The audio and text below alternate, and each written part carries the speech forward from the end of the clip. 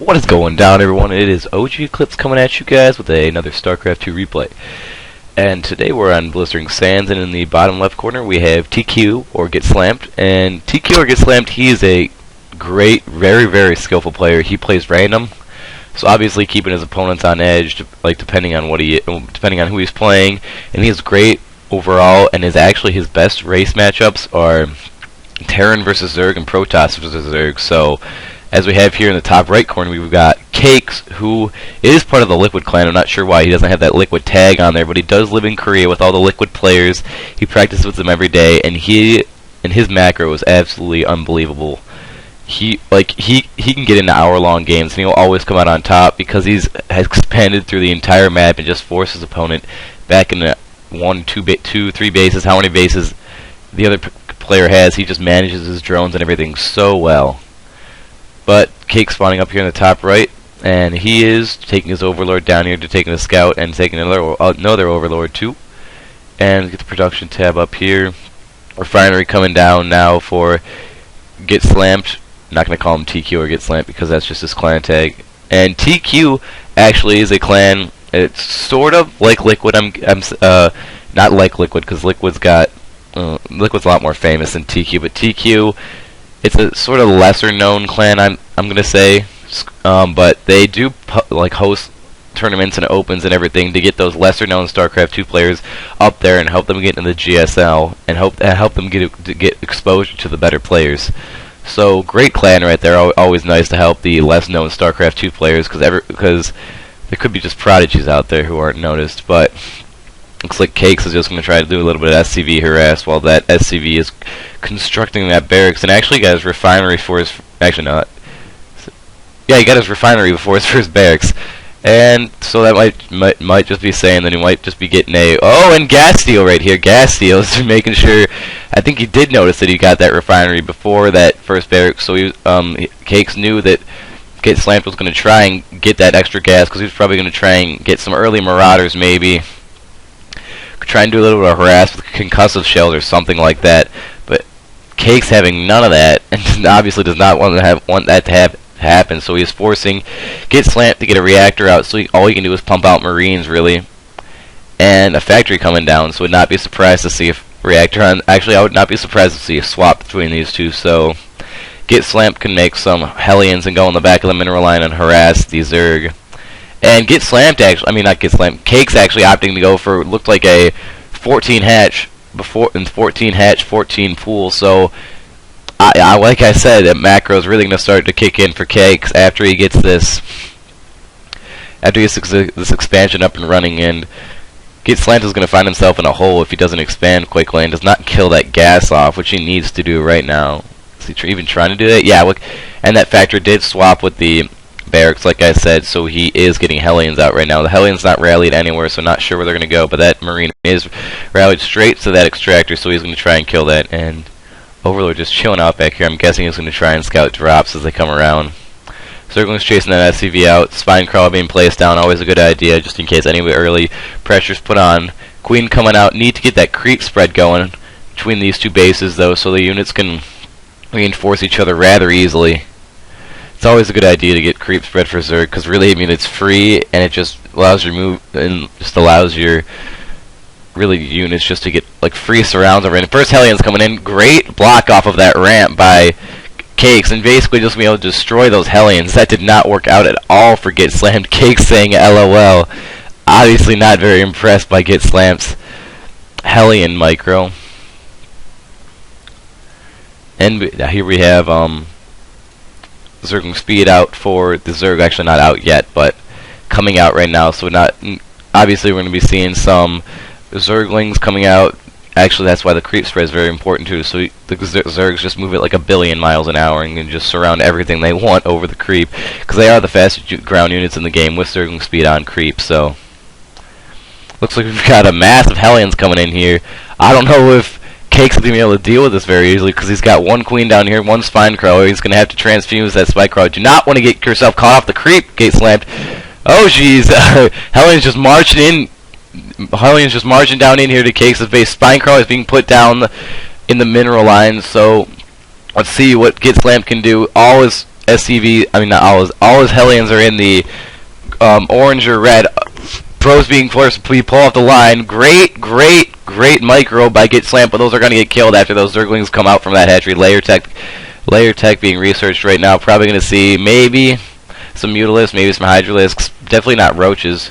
He actually is tagging on that second gas, so most likely going to see some Mutalisks and Zergling speed. Just popping those Zerglings to try to do a counterattack from those Hellions. GETSLAMT really has nothing in his base, so those Zerglings will be able to march right in because there is no wall off. Gonna try and get us around, but great placement by GETSLAMT as he realizes that those Zerglings are coming in and make sure they cannot get us around as he forces him in that choke between the command center and the factory.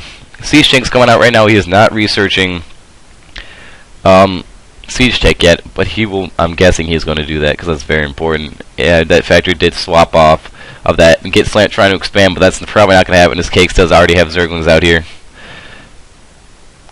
Bunker being placed, I think GETSLAMT's me for a pleasant surprise. Actually, those those Marines are gonna be able to kill those Cakes if they're well microed, which they were. And there we go, creep spread, just like I was saying, coming out, but he does need to connect the creep between these two bases. Spire coming out. That is, where's that Spire? Right, oh, Banelings and Spire coming out. Jeez, I think GETSLAMT was in for a very big surprise when he dropped that scan, because what's going to come at him is going to be that Baneling Mutalisk build, which is so good against the Bio Ball, because the Banelings just roll right in and destroy everything, as the Marines and everything are trying to focus down the Mutalisks, because those Mutalisks, once they get to a critical mass, they absolutely just devastate everything. Like, it's very hard to counter when they're at like a cloud of 30 Mutalisks.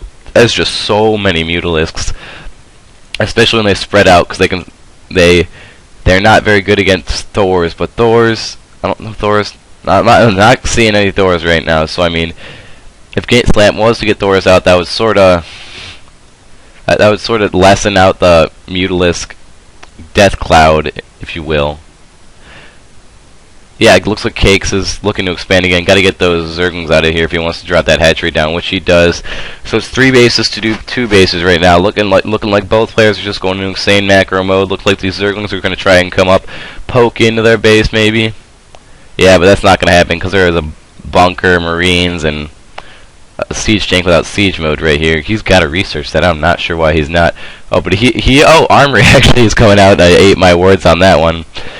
I did see that he's getting those Mutalisks right now. His 5 are coming out right now, and so those Javelin missiles that come from the Thors are just being able to do a ton of splash damage against the Mutalisks up there if the Mutalisks are not properly microed. Where are those Mutalisks? No, I did not.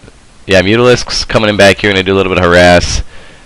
Probably going to try and get out of there after he sees all those Marines. But Stimpack and Comet Shields being researched. Not sure why. Oh, yeah, he has not gotten any Marauders out. I guess that's a good call because Marauders just get destroyed by the Mutalisks. More Mutalisks coming out right now, trying to get to that critical death cloud before those Thors can come out. No Thors are coming right now. Reactor being placed. Was that reactor being placed on the? Yeah, reactor being placed on the starboard. So I'm guessing he's going to be able to get some medevacs out there to reinforce his bio ball army he's got right here. Actually, it's not really bio; it's just sort of Marines. Mutalisks coming down here, going to be able to destroy that supply depot, and he's going to be able to come down here, maybe do a little bit of harass. This is just so annoying because he's got this little barracks right here.